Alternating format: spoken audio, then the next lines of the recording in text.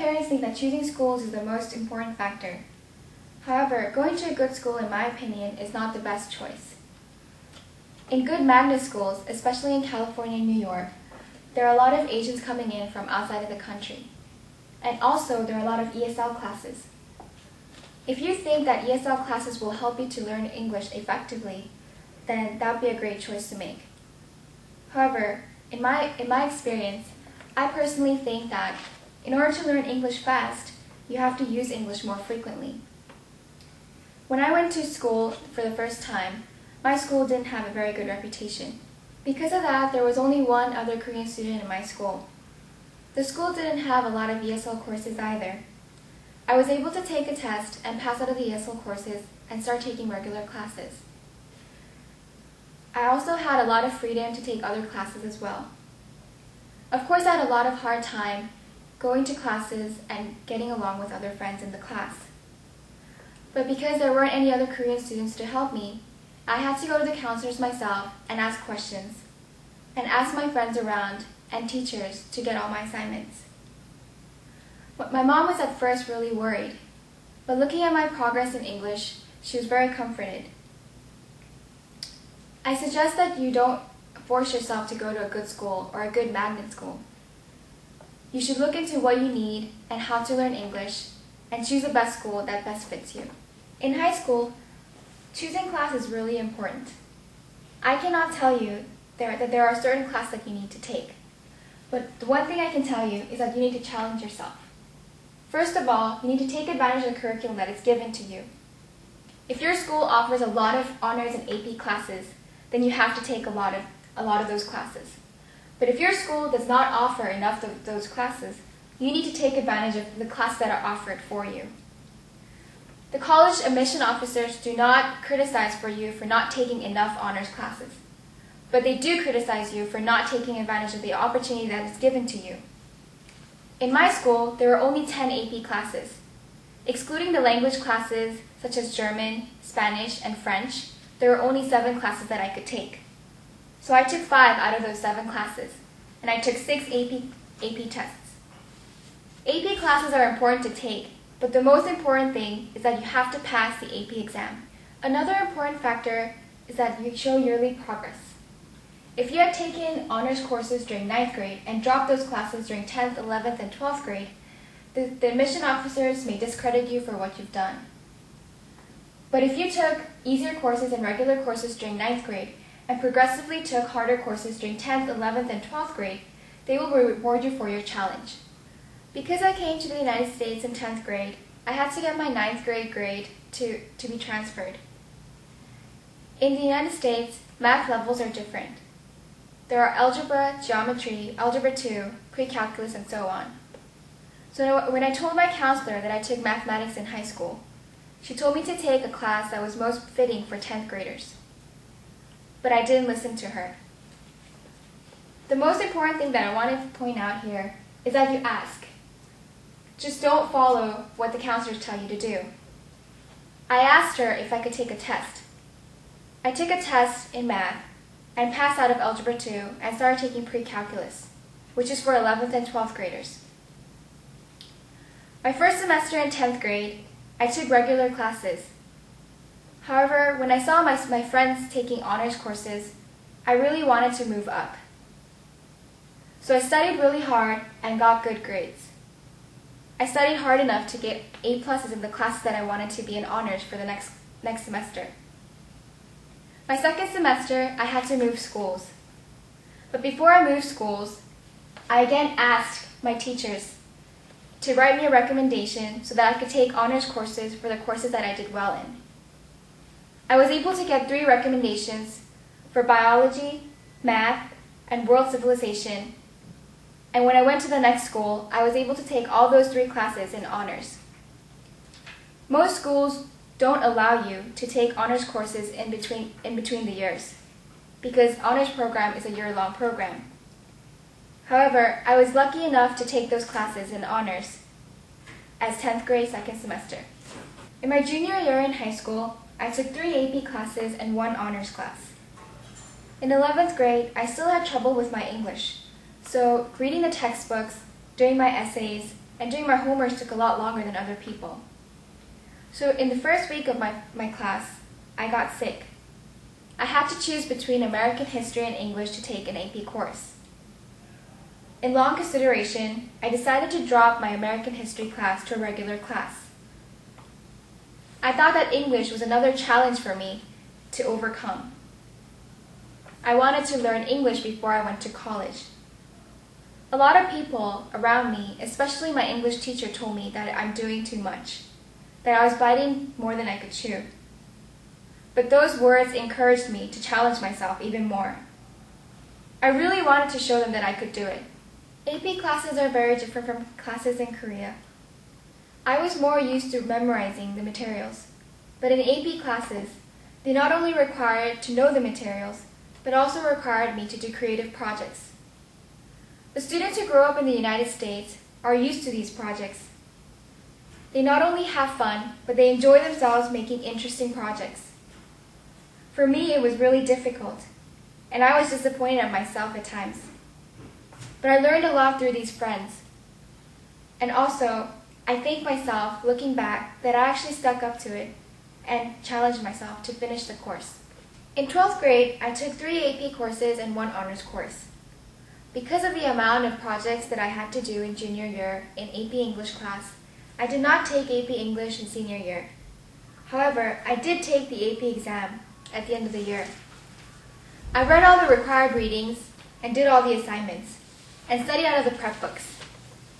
I also asked my teacher to attend the review sessions that were only offered to students who took AP English.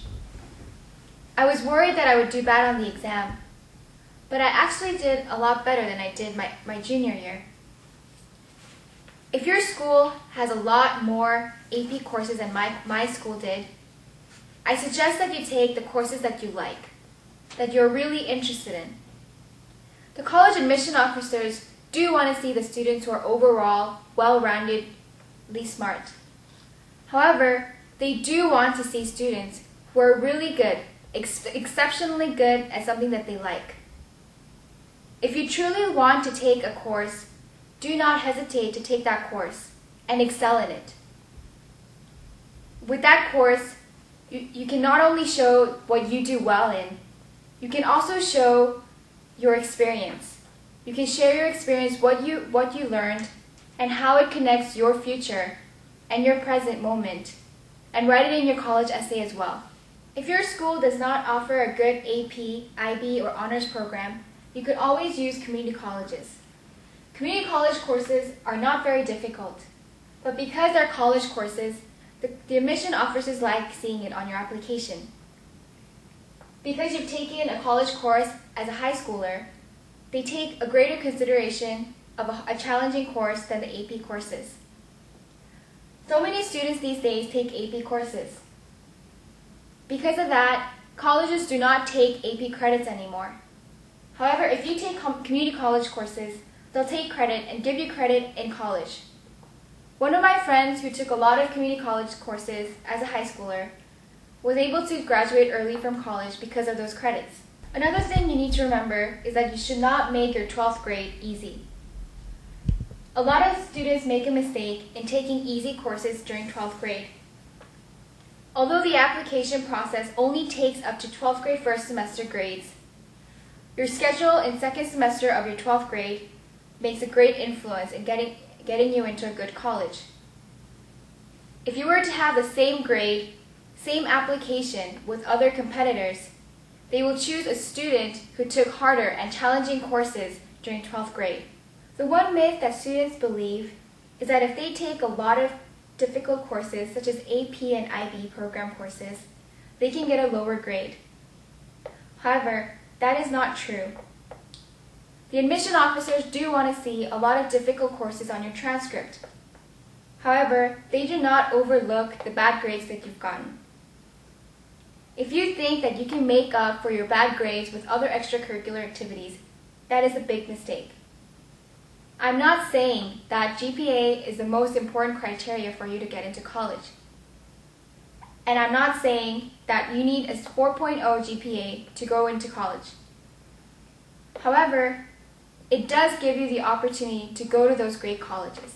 The most important thing that you as Korean students have to remember is that you need to learn English. It is your job to make the environment around you so that you may use English, not Korean. As for my experience, the one thing that truly helped me to learn English is that I watched cartoons every single day. Every day when I came back home from school, I watched cartoons for 2 hours for a whole entire year. Cartoons are easy to understand because it's a program for little kids. Because it's for little kids, they use proper language, standardized English, and also they speak very slowly.